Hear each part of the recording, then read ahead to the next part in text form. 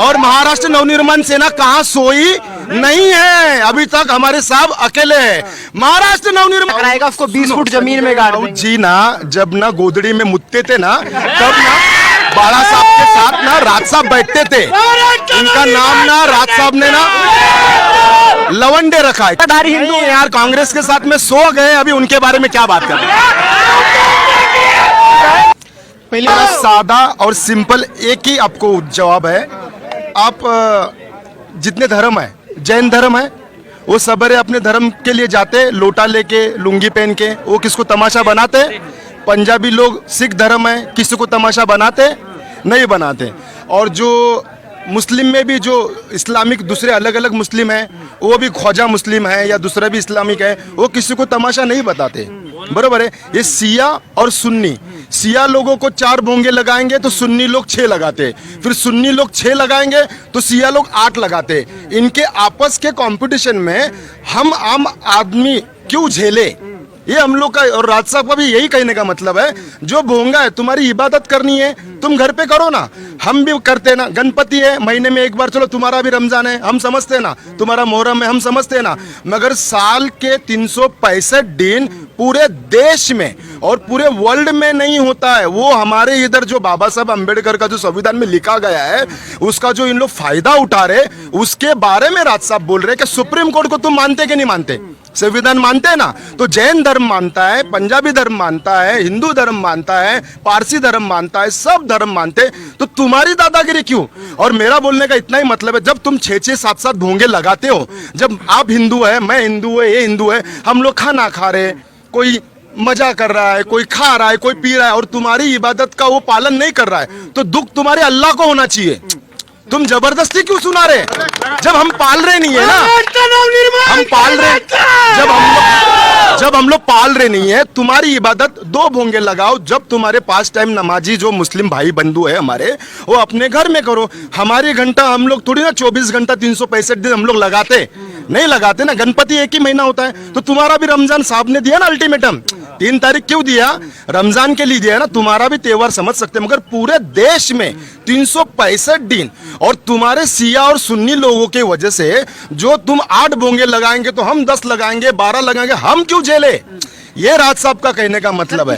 संजय राउत लगातार राज साहब ठाकरे पर आलोचना कर रहे हैं। आज भी उनका बयान आया, वो कह रहे हैं कि धर्म की राजनीति कर रहे हैं, ये नहीं करना चाहिए। कुछ समय पहले कह रहे थे जो शिवसेना से टकराएगा उसको 20 फुट जमीन में गाड़ देंगे। जी ना, जब ना गोदड़ी में मुतते थे ना, तब ना बाड़ा साहब के साथ ना राज साहब बैठते थे। इनका नाम ना राज साहब ने ना लवंडे रखा है। क्या रखा है, एक मालूम है हम लोग कहाँ भी लोटा ऐसा लगता है, तो उनकी औकात नहीं है। कौन है बॉस है, हमारे राज साहब है। वो किसकी ताकत है, तुम्हारी औकात है उनके बारे में बोलने की।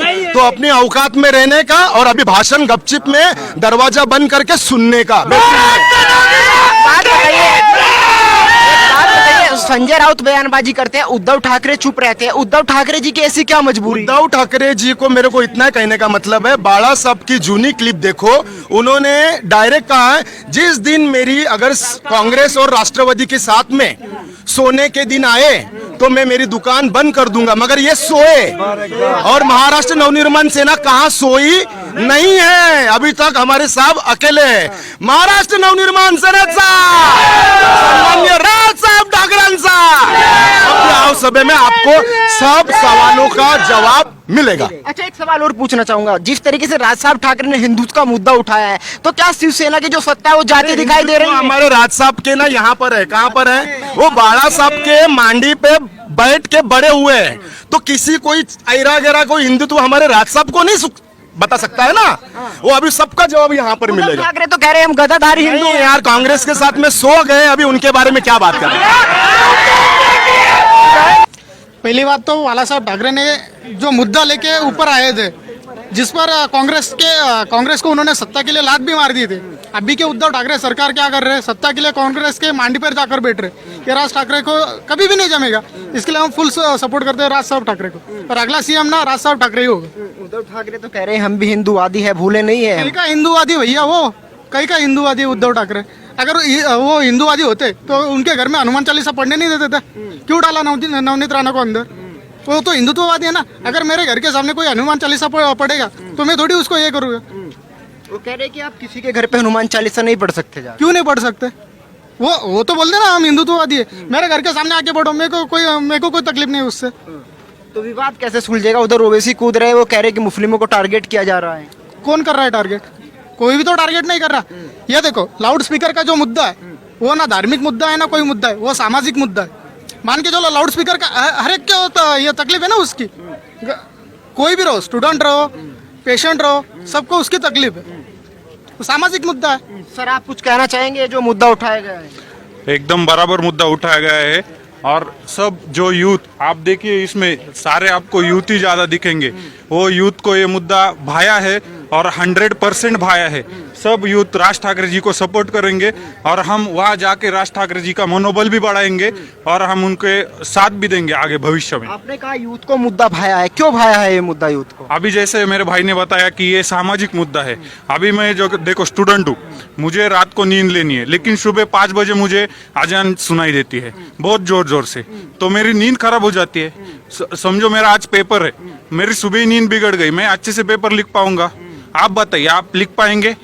कोई बताएंगे यहाँ पे कोई लिख पाएगा क्या पेपर? कुछ लोगों का कहना है हम तो शुरू से ये सब कर रहे हैं, अभी क्या ऐसा हो गया कि ये जो मुद्दा उठा दिया गया, पहले क्यों नहीं उठाया गया? 70 साल से कांग्रेस की राजनीति थी इस देश में, इसलिए जो एक धर्म समुदाय है, विशेष समुदाय, उनके लिए ये सहूलियत दी जाती थी, इसलिए उनको शुरू से आदत पड़ गई।